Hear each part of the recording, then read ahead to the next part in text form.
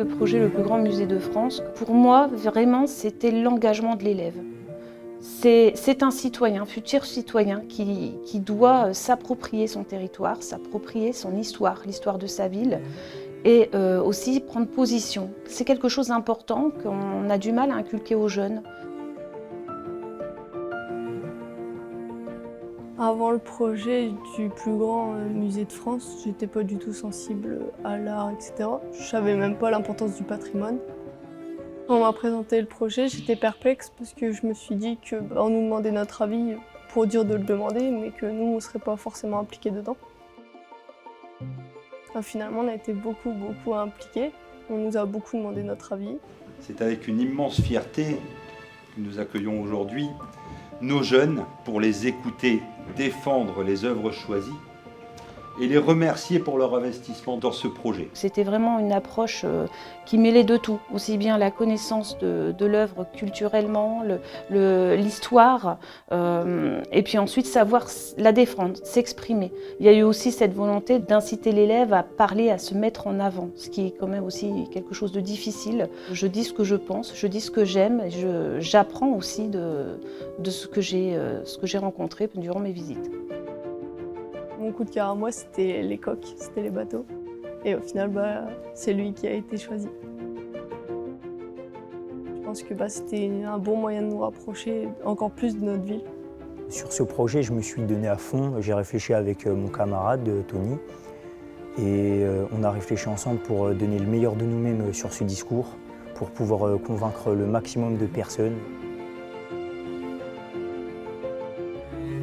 Le moment du vote, c'était un moment extrêmement important car l'œuvre gagnante, entre guillemets, elle allait recevoir 10 000 €. Si moi et mes camarades, on n'avait pas été là, il n'y aurait pas forcément eu d'œuvre rénovée.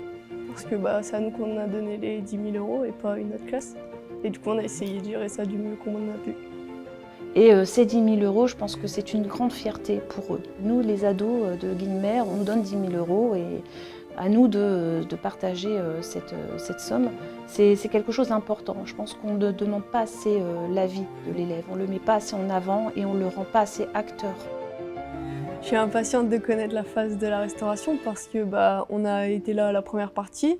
Donc voir l'œuvre aboutie, ça va être une grande fierté parce qu'on a contribué dedans.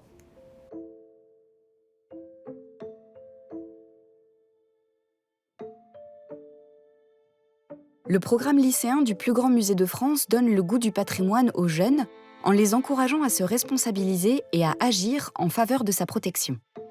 Un mécène, une entreprise, un particulier ou une collectivité adopte une classe de lycéens et leur confie en début d'année 10 000 €.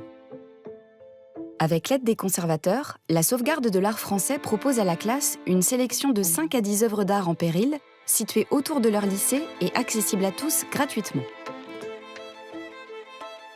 Lors d'une sortie sur place, les lycéens découvrent les œuvres dans leur environnement, leur lieu de conservation et leurs besoins de restauration. Ils les étudient avec leurs professeurs en classe tout au long de l'année. Histoire de l'art, histoire-géographie, français, mathématiques peuvent être associés à l'étude de ces œuvres. En fin d'année, les lycéens défendent sous forme de plaidoyer les œuvres qu'ils souhaitent voir restaurées. C'est un moment fort qui permet à chaque élève de donner son opinion et de rendre compte de son aventure personnelle au regard de cette œuvre. Après un vote en classe, l'œuvre obtenant le plus de voix des adolescents remporte le mécénat. Par la suite, les lycéens peuvent suivre le travail des restaurateurs et poursuivre leurs recherches avec leurs professeurs.